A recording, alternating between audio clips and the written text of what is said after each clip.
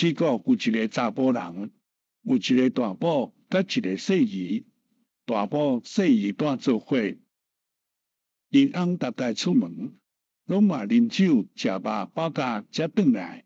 大宝问伊是伫啥斗阵食饭啉酒的，就应讲拢是一寡好食的，甲有身份有地位的。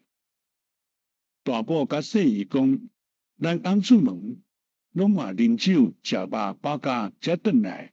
问伊是甲啥斗阵食饭啉酒的，就应讲拢是一寡好食的，甲有身份有地位的。毋过大富大贵的，就毋捌来咱兜啊。我要暗中想看卖伊是伫倒位。早起大宝就热热对因翁回后，看伊去倒。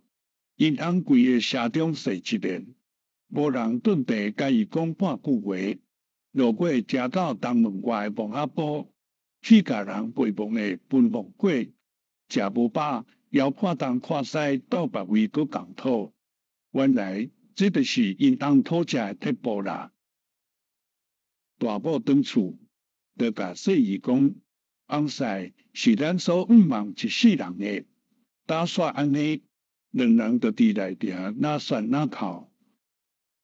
因翁毋知影电孝台已经闭空，热热为外口扫转来，腰臭炎的伫大宝细姨面头前白臭屁骂。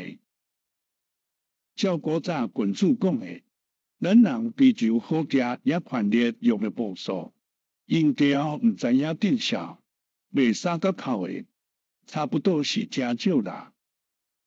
如果到打来看，咱人追求好食也权力用的步数，因地后毋知影见效，袂三角口的，差不多是介济啦。